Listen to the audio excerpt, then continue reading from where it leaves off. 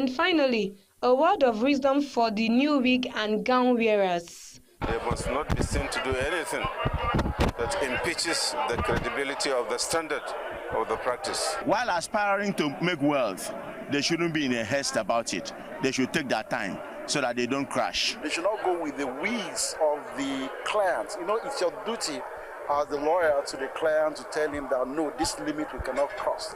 In a justice system more often criticized than commended, there's hope that this new generation of lawyers will rise to become true agents of change. Faith Ojo, BeeTv News. Stakeholders have outlined research, collaboration with medical professionals as various possible ways traditional medicine can help fight the diphtheria disease, emphasizing the importance of herbal medications in addressing unforeseen diseases. BeeTv News Freeman Osawe has more. The vaccination program to fight the diphtheria disease has been in progress in the state, a process which involves the rollout of vaccination program deemed suitable at the moment to address the disease. However, stakeholders have outlined possible ways traditional medicine could help fight the diphtheria disease. These various possible means could be research, collaboration amongst medical and traditional medicine practitioners in the production of an effective traditional drugs that could effectively address the disease. In those days, what we used to use was the herbal drugs. For their selfish interest, they have cajoled us. The herbal drugs harm not. Meanwhile, the one they are giving us, the one that is harmful, is far better than the English drugs. I think traditional medicine can also work for that diphtheria disease. In except that it's just because we have neglected our tradition for so long. All this leaf you are seeing was created by God. There are some people that are experts when it comes to all this herbal something. I will really love us to seek the medical advice first. I know herbal medicine to some extent has really helped. The board chairman of the Edo State Traditional Medicine Board, High Chief Dr. Obesia Godwin, explained that with collaboration amongst traditional medicine practitioners, a positive result to produce a drug can be achieved. We need to quickly arrest the sickness, otherwise it will go further. The medical doctors are trying by producing some vaccines for that. Again, when you come to tradition, we still have root and herbs to cure the ailment of children so that they will not be dying premature as well. The Edo State government also believes in the effectiveness of traditional medicine, hence its reason for the establishment of the Traditional Medicine Board to champion the cause of research in preparation for unforeseen diseases. Freeman Usawe reporting for BeeTv News. As Africa grapples with rising security threats and economic challenges, the chairman of the House of Representatives Committee on National Security and Intelligence, Honorable Ahmed Satomi, has called for a united, homegrown approach to peace, development, and prosperity across the continent. Addressing delegates at the gala night of the 8th conference of the Network of African Parliamentarians for Defense and Security Committees in Abuja, Chairman of the House of Representatives Committee on National Security and Intelligence, Honorable Ahmed Satomi, stressed that lasting development in Africa is impossible without peace and security, adding that there is need for African nations to break free from external influences and work together to harness their collective strengths. Satomi, who was elected president of the network for a 2-year term, pledged to prioritize greater coordination, information sharing, and legislation to close Africa's security and development gaps. This is a great challenge that's been impounded on us by our colonizers. But when we think, come together, analyze and utilize the young age, God-given vast land and demographic mineral resources embedded in our soil, definitely we stand the chance to stand on our feet and see the Africa of our time. He also decried Africa's continued over-reliance on imports, describing it as a colonial legacy, and called for forward-looking policies that reflect Africa's realities. Citing Libya as a lesson on external interference, he urged leaders to pursue homegrown solutions. It's a challenge to all of us. If we look at this world, for instance, everything that you have seen here, 90% are made in Europe, Asia, or other parts of North Africa. He highlighted Africa's projected GDP growth of 4.1% and its rapidly growing youth population, warning that without bold leadership, economic and security risks would worsen. Harmony Agba for reporting for BeeTv News. The National Agency for Food and Drug Administration Control has raided 3 warehouses in Alakpere area of Lagos State, uncovering large quantities of banned and expired food supplement chemicals. The operation followed a full-scale investigation, which led operatives to the illegal facilities. The report. Alakpere may look like a quiet residential street, but behind its calm cover-up was an illegal operation, a factory dealing in expired food supplements and banned chemicals.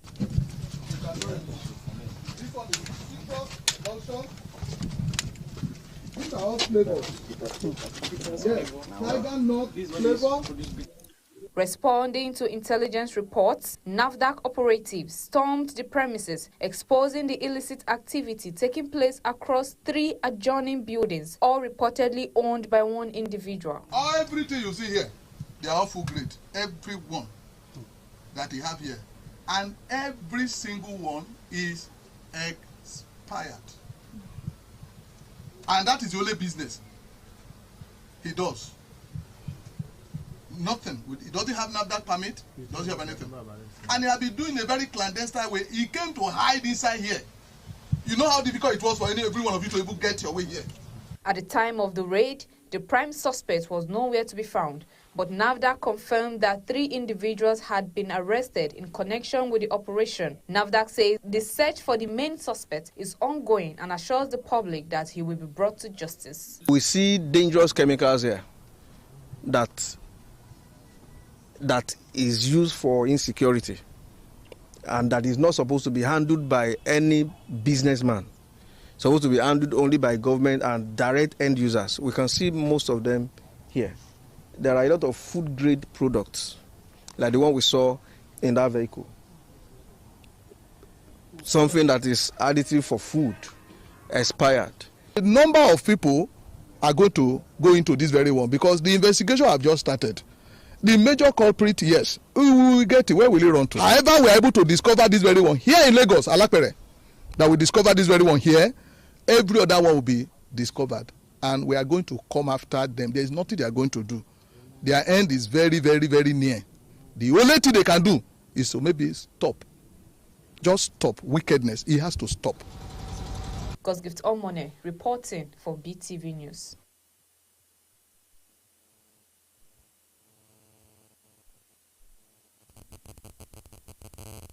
Let's turn our focus to Zamfara State, where Governor Dawood Lawal has officially received the report on the disbursement of 13 years' worth of outstanding gratuities owed to retired civil servants.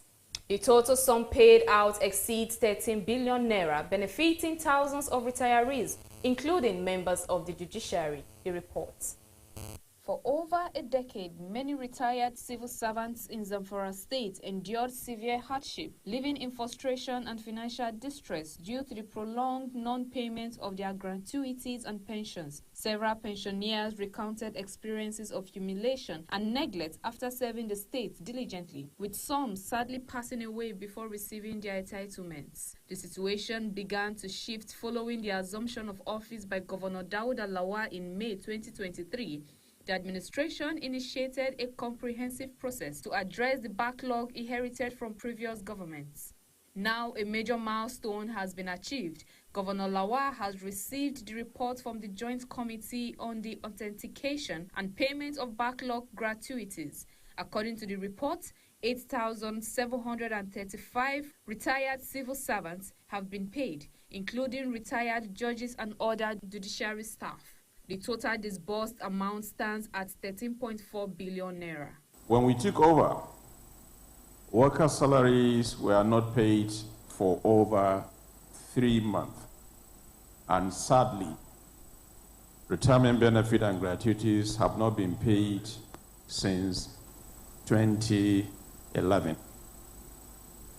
Therefore, we prioritize the prompt settlement of all rights and benefits of all civil servants and public officers and those who had diligently retired after serving our dear state. The Commissioner for Finance and the Auditor General of the state jointly affirmed that the initiative is aimed at reducing the economic burden and emotional stress endured by the affected retirees.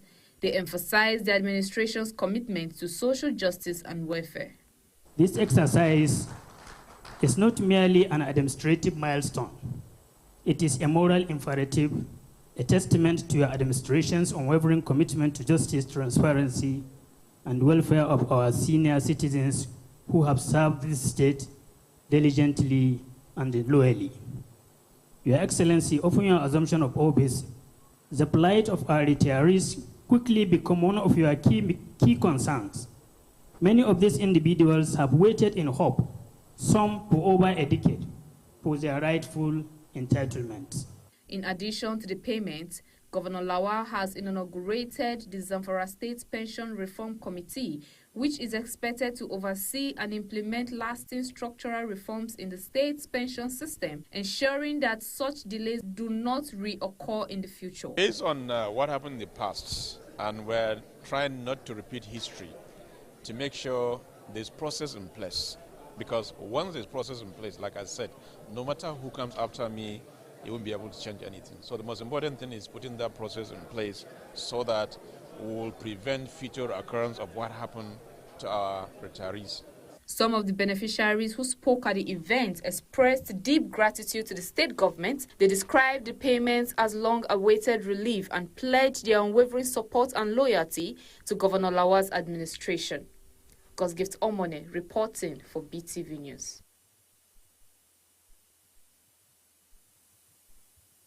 Moving to Kaduna State, where Governor Umbasani has urged the newly established Northwest Development Commission to collaborate closely with governors across the region in order to effectively fulfill its mandate.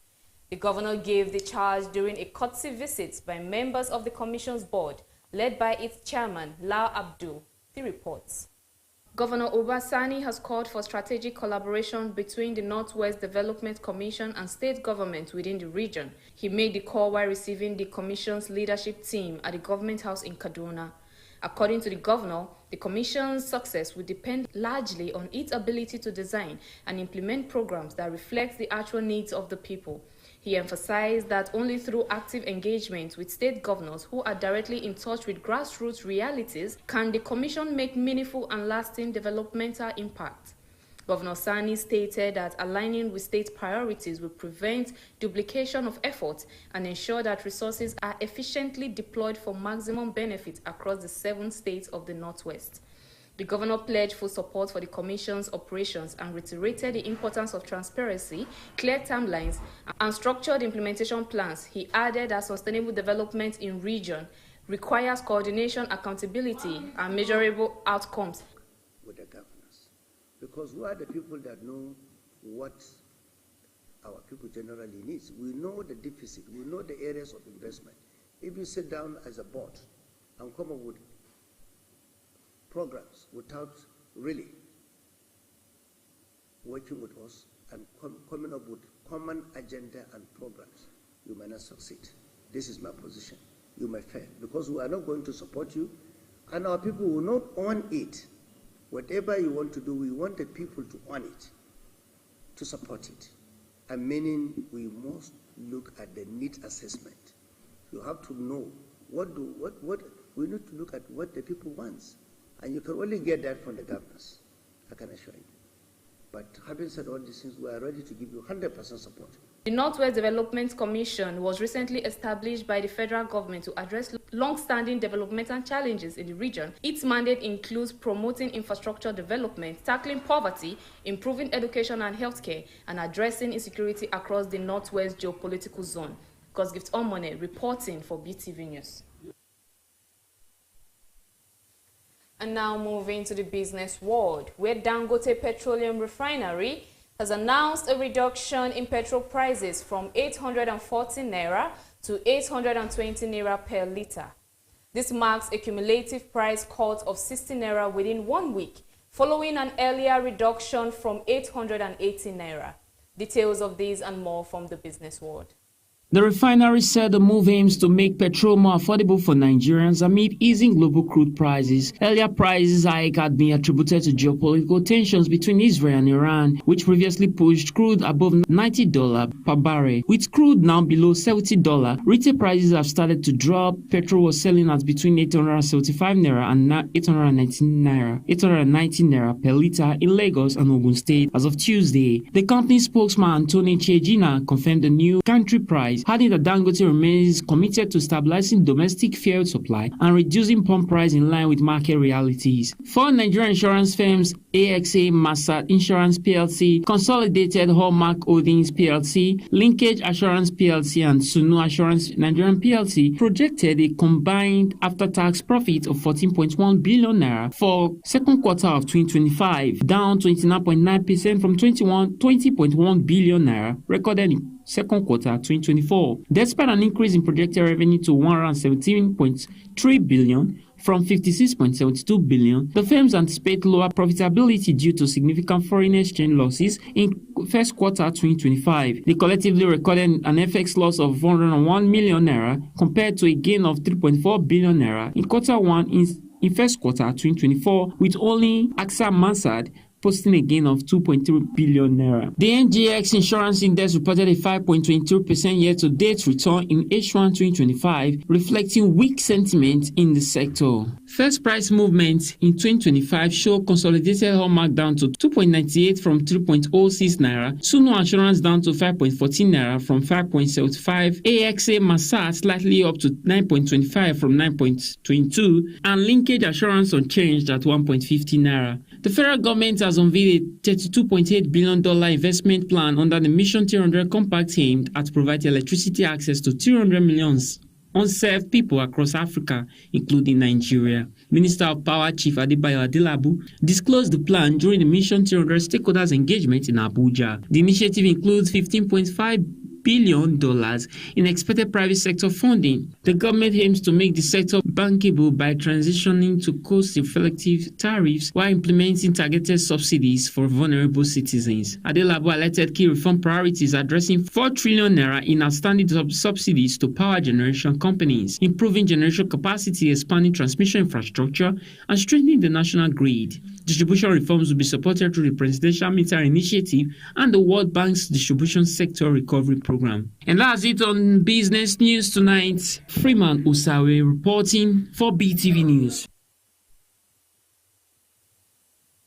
And now moving to the sports world, where the Ghana's bid of 65 million euros plus 10 million euros in add-ons for the Swedish striker Victor Gyökeres was rejected by Sporting. To secure Victor Gyökeres from Sporting CP, Arsenal will need to increase their offer, with reports from England suggest the Gunners are prepared to meet the high valuation set by the Portuguese club. BeeTv News Sport correspondent Freeman Osawe has details on these and more from the sports world. The Sporting striker is manager Mikel Arteta's top target, and he is eager to have him on board as soon as possible for pre-season. Arsenal are considering moving closer to the 70 plus 10 demand from Sporting Lisbon, according to reports from Abola. Sunday was a busy day in Lisbon, with Arsenal sporting director and one of the striker's agents present to try and finalize a deal with Sporting CP. However, the transfer talks were postponed. The London club's offer of 65 million euros plus 15 million euros in hats-on wasn't enough to convince Sporting's management. Sporting are holding out of 80 million euro attainable, but not through the 65 plus 15 formula. National record holder Ezekiel Natani has become the first Baylor University student and third Nigerian to be named the Bowman finalist following an exceptional 2025 season. Nigeria's Ezekiel Natani has been named the Bowman finalist, the most prestigious award in track and field for U.S. college athletes. The recognition comes after an exceptional year of dominance in the college circuit representing Baylor University. He ruled the 400-meter hurdles, highlighted by winning the NCAA title in Eugene with a stunning 47.49 seconds. This time moved him to number 3 in collegiate history, training only past Bowman finalists Rai Benjamin and Caleb Dean. Nigeria Fencing Federation has partnered with UNICEF in a leverage to use fencing as a transformative tool for child development, education, peace building, and sustainable growth across Nigeria and potentially the African continent. In a landmark effort to promote youth empowerment and social inclusion through sport, the Nigerian Fencing Federation (NFF), with the support of the International Fencing Federation (FIE), is exploring a strategic partnership with the United Nations Children Emergency Fund (UNICEF). Nigeria and Togo are prepared to defend their titles at the 2025 ITTF African West Regional Championships in Lagos. Defending champions Nigeria and Togo are gearing up to retain their titles of the 2025 ITTF African West Regional Championship, scheduled to take place from July 16 to 19 at Molade Okoya Thomas Hall, Teslim Balogun Stadium, Lagos. Nigeria, the region's most decorated team, will defend its team title, which it retained in Lomé last year. Meanwhile, Togo will aim to secure a second consecutive men's team title following a thrilling 3-2 victory over Nigeria in the 2024 final. This year's championship will feature strong competition from across the region, with Benin Republic, Burkina Faso, Cote d'Ivoire, Ghana, Guinea, Liberia, Niger Republic, and Sierra Leone joining the fray. And that's it on Sport News tonight. Freeman Usawe reporting for BeeTv News. And that is the size of our news package for tonight. Many thanks for joining us on BeeTv Major News at 6. I remain God's Gift Omone. Have a good night.